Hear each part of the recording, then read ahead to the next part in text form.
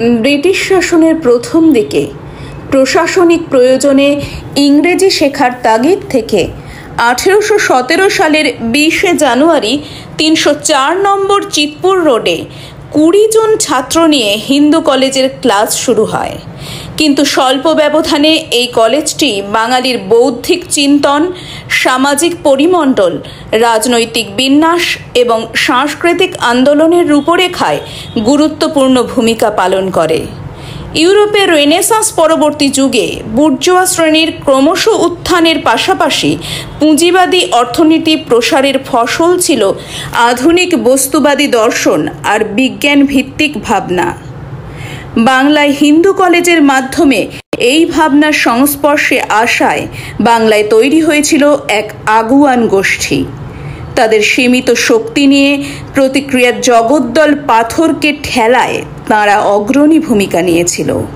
প্রায় নিশ্চল এক সমাজের মুক্তির পথ তারা দেখিয়েছিল। এই হিন্দু কলেজের এক উজ্জ্বলতম জ্যোতিষ্ক হলেন মধুকবি মধুসূদন দত্ত। 1824 সালের 25 জানুয়ারি যশোর জেলার সাগরদাড়িতে তার জন্ম।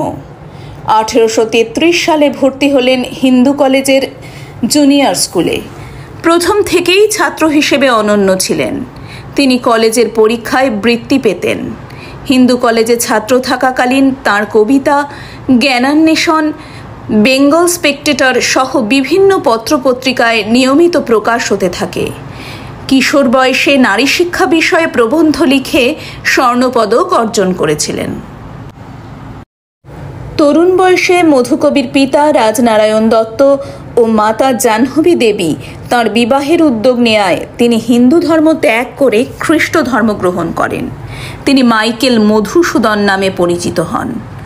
ধর্মান্তরিত হওয়ার কারণে তাকে হিন্দু কলেজ থেকে বহিষ্কার করা হয়। তিনি বিশপস কলেজে ভর্তি হন। 3 বছর ধরে তিনি গ্রিক, ল্যাটিন ও সংস্কৃত ভাষা অধ্যয়ন করেন। 1847 সালে পিতা অর্থ সাহায্য বন্ধ করায় প্রাতিষ্ঠানিক পড়াশোনায় ইতি ঘটে যায়।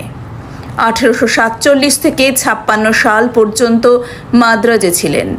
মাদ্রাজে থাকাকালীন কবি ও সাংবাদিক হিসাবে সমাদৃত হন। মাদ্রাজে থাকাকালীন প্রথম দিকে রেবেকা নামে একটি মেয়েকে বিবাহ করেন এবং তাদের সন্তান হয়। কিন্তু কিছুদিন পরে হেনরিয়েটা নামে একটি মেয়ের সান্নিধ্যে আসেন ও বাবার মৃত্যু সংবাদ পেয়ে হেনরিয়েটাকে নিয়ে বাংলায় চলে আসেন। এখানে পুলিশ কোর্টে কেরানি ও দ্বিভাষিকের কাজ পান। এই সময় মাইকেল প্রবন্ধ রচনা করে অর্থোপার্জন করতে থাকেন। 1858 সালে রত্নাবলী নাটকের ইংরেজি অনুবাদ করতে গিয়ে বেলগাছিয়া রঙ্গমঞ্চের সঙ্গে যুক্ত হন। একটির পর একটি ভিন্নধর্মী নাটক রচনা বেলগাছিয়া রঙ্গমঞ্চকে আলোকিত করে। প্রথম নাটক শর্মিষ্ঠা।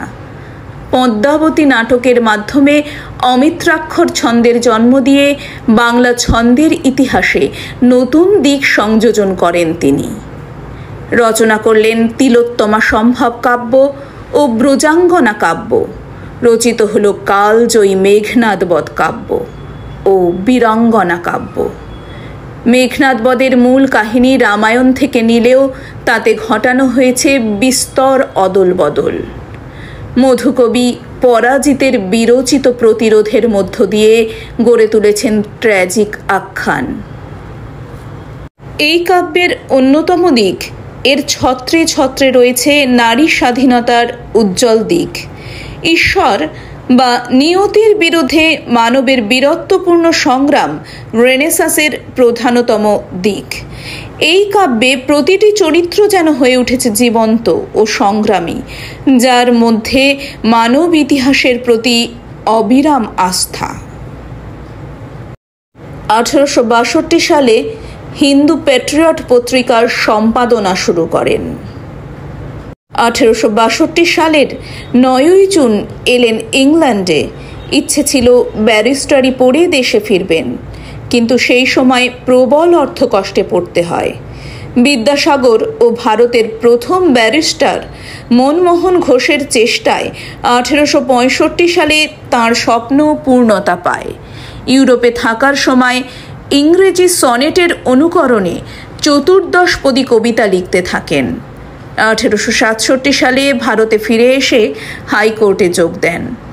অর্থাগম হলেও অমিতব্যয়ী হওয়ায় কপর্দকহীন অবস্থায় 1873 সালের 29 জুন মধুকবির জীবনাবসান হয়।